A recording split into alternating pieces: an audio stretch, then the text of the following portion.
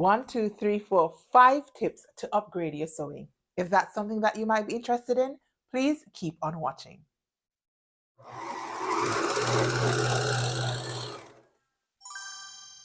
Hey Stitchers, your girl Kris here. Welcome or welcome back to my channel on social, where it's totally cool to be obsessed with sewing. So for today's video, I'm going to be sharing with you my top 5 tips to help upgrade your sewing. Just before I get into the tutorial, let me share with you as usual what I'm wearing. So for today's video, I'm wearing a Mimi G camisole, which I made using her Make It Simple with Mimi G book. Now I got this book gifted to me by my friend Johanna of So Very Jo. I'll leave her Instagram handle down below so you can check her out. And I have made this camisole. This is my 3rd time making this camisole. So I had some fabric left over from a Minerva project. So in case you don't know, I am a Minerva ambassador, which means that from time to time, I do get free fabrics from Minerva, which I can use to make my projects.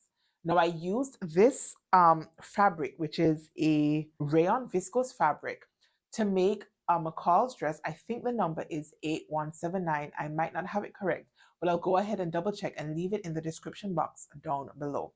Now I had an offcut of this fabric left over when I finished that make, and I was able to squeak out this camisole out of the remainder of my fabric. And I did hack this pattern, which she encourages you to do, by adding like a gathered tier right at my hemline. I'll go ahead and insert a picture or a twirl or something so that you can see this camisole in full. So now that you know what I'm wearing, let's get into today's video. Alright, so before I share my top tips, just a little backstory. So I started teaching myself how to sew back in 2018. A very good friend of mine suggested that I give it a go, and she spent a couple hours with me teaching me like the basics, how to sew a straight stitch, how to thread the machine, how to pin my pattern pieces together, how much fabric typically that I might need for a make, that sort of thing. And I was very, very intrigued by her enthusiasm over sewing. And at the end of it all, I went ahead and ordered myself a machine from Amazon, waited way too long for it to get here, and then started teaching myself how to sew. Now, over the last 6 years, which is how long I have been sewing, I have picked up lots of tips and tricks from amazing sewists over there on Instagram, in blog posts, and of course, right here on YouTube. And I'm comfortable and confident enough now, I think, in my sewing that I can share with you my top 5 tips for upgrading your sewing makes. Along with that, recently my brother's girlfriend has started showing an interest in sewing. Hi, Alyssa, I know that you're watching. And she went ahead and bought herself a machine. And so she's a beginner sewist, and I have started like talking to her a little bit about sewing and sharing some of my tips and tricks with her. And of course, she's been watching my videos. And so I thought now would be a great time to share my tips and tricks with you guys, because maybe it is that I have encouraged some other people out there to start sewing. Tip number 1, be careful when cutting out your pattern pieces. Now, it's very important to cut as close to your pattern pieces as is possible without actually cutting your pattern pieces. Now, most of the patterns that you come across in the sewing community have already included your seam allowance. I know like a couple Burda patterns don't have seam allowance, and perhaps there are others out there that don't include seam allowance. But most of the patterns that I have worked with over my sewing journey do already come with your seam allowance. And so you don't want to add additional fabric along the edges of your pattern pieces, which have the effect of increasing your seam allowances. Then of course, when you sew them together using the seam allowance stipulated in your pattern piece, which is typically 5/8 of an inch or 3/8 of an inch, then you find that your garment comes up too big and you're sort of left wondering what you did wrong. So if you pay attention to the way you cut out your pattern pieces in the beginning, making sure to get as close to those pattern edges as possible, then you stand a better chance with having a finished garment that is the correct size. Conversely, you don't want to go ahead and eat away at your fabric either when cutting it away. Cut right alongside your pattern piece. Now, fabrics such as Ankaras, shirtings, poplins, that sort of thing are a lot more stable and arguably a lot easier to cut out.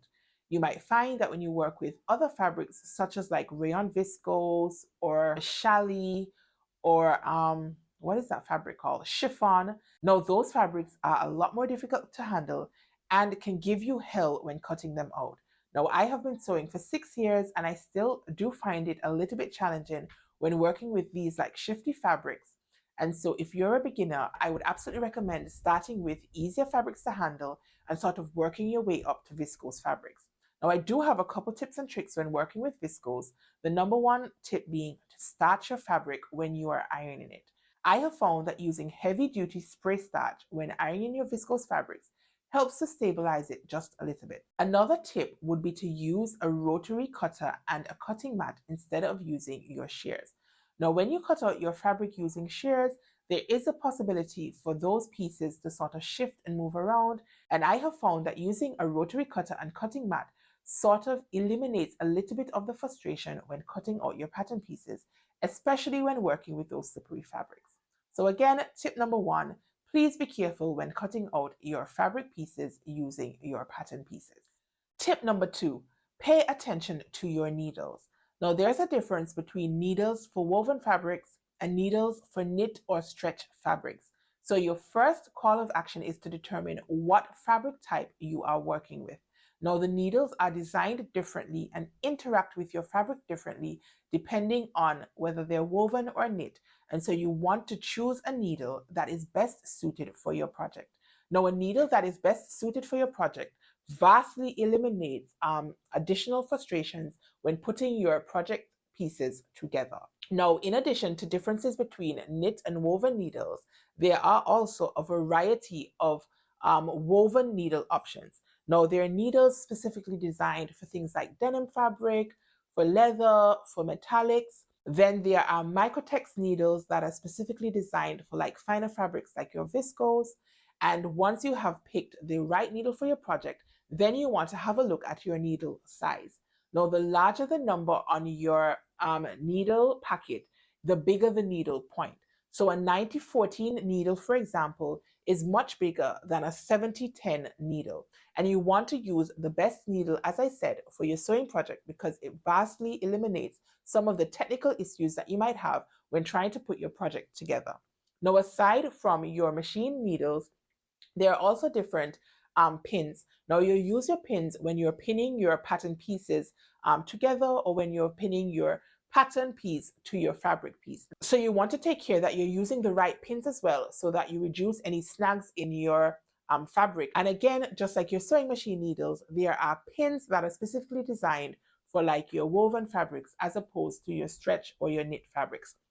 Now, when you have been working with a needle in your sewing machine, I would absolutely advise you to change your needles over time. They do get dull with lots of use, and I think there's a recommendation to change your needle with every project that you do. Now, your girl does not do that. I cannot afford, you guys, to change my needle with every project. I don't live in a place where needles are easily accessible to me, which means that I'm often ordering my needles online and I have to wait for them to ship and get here. And then, of course, I have to pay my custom duties. But I do try to change my needles fairly regularly. I definitely change my needle if I'm changing the fabric substrate that I'm working with, again, woven as opposed to knit. And I do try to change my needles once I have used them on a couple projects because I do know that they will dull over time and that can result in like snagging, tearing, and so on of your fabric and can even result in skipped stitches. So number two, pay attention to your needles. Tip number three, grade your seams. So what is grading? Grading is a process where you trim down your seam allowances to different lengths. Now, grading helps to reduce the bulk at your seams and helps your fabric to lay as flat as possible in your project. So for example, when I was working on this camisole, I had to go ahead and attach the facing piece, which is this one right here, to my fabric main, which is this one right here. So obviously that would have resulted in some thickness at your seams because you're now joining two different pieces of fabric together. Now, it's not as evident when you're working with finer fabrics like this viscose, but it is a lot more evident when you're working with thicker fabrics like wool, for example, and denim. Grading your seams help those fabric pieces to lay as flat as possible and also help your facing pieces to roll nicely to the inside of your garment. So I'm going to go ahead and demonstrate in a video right here how I go about grading my seam allowances. I am going to go ahead and trim away just a little bit of that seam allowance of the facing piece. Now I want to make sure that I'm moving the bodice piece out of the way. So I'm just pulling it away from my facing piece and holding it out of the way. And I'm going to go ahead and trim down with my pinking shears just the facing seam allowance. Now you want to be sure not to catch your front bodice piece when you're trimming away, and you also want to be sure that you're not catching your front bodice piece in your scissors. So this is what the neckline edge looks like once you've pinked your facing piece. So you can notice that the seam allowance on your facing piece is now smaller than the seam allowance on your bodice piece, and this step in the seam allowance just helps it to lay much flatter against the neckline. Tip number 4, become best friends with your iron and your ironing board. You guys, pressing and ironing are like 80% of your sewing game. Now, you notice that I did distinguish between pressing and ironing because they're not one in the same. When you iron, you're moving your iron back and forth across your fabric in the way that you would do when you prepare your fabric before you cut them out. You wash and dry your fabric, and then you want to go ahead and iron out all of those wrinkles that might form in your fabric. Now, pressing is quite different.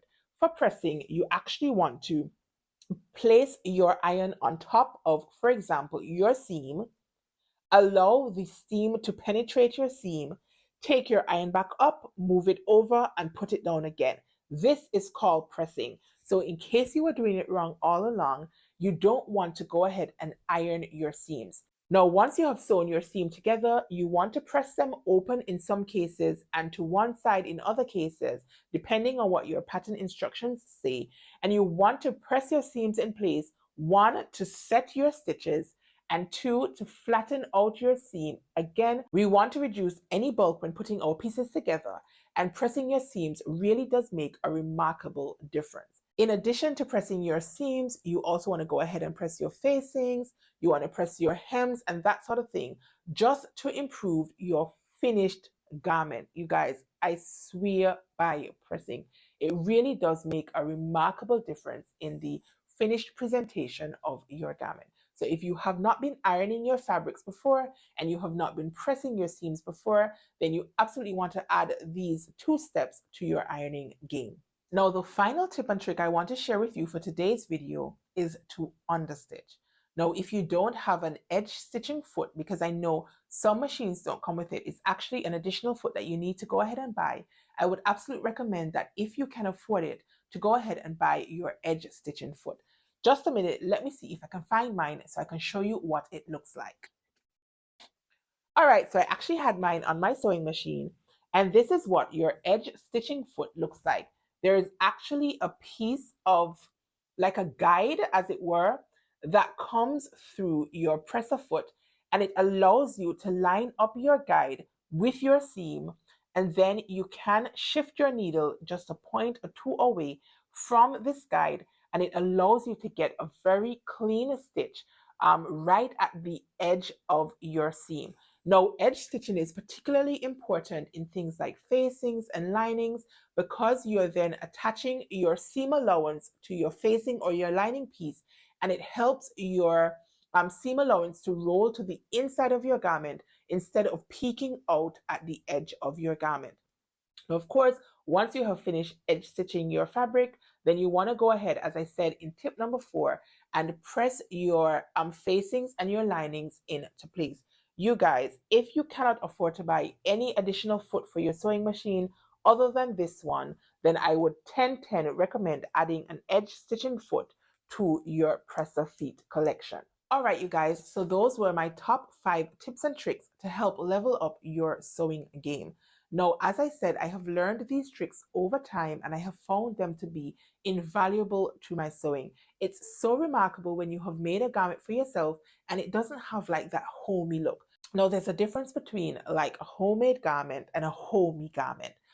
Like obviously we're home stitches, our garments are homemade, but that doesn't mean that they have to look unprofessional. So hopefully if you incorporate these 5 tips and tricks into your sewing game, then you will see a remarkable improvement in your finished garment. Now, if you enjoyed this video, please be sure to give me a thumbs up. If you have any comments, please drop them down below. Any questions that you might want to ask, any additional tips and tricks that you might want to share, things that you have found invaluable in your sewing journey, I'll be happy to read all about them in the comment section down below. Now, if you have gotten this far in my video and you're not yet a subscriber, then please consider hitting the subscribe icon and turning your notification bell on so you never miss any of my upcoming videos. Subscriptions cost you guys absolutely nothing, but they do guarantee you a spot right here in my sewing community here on YouTube. So if you'd like to be a part of my community, then that's the best way to go ahead and do it. Now, that is all I wanted to share with you guys today. And until next time, stay calm, stay cool, stay safe, and absolutely keep sewing. Peace.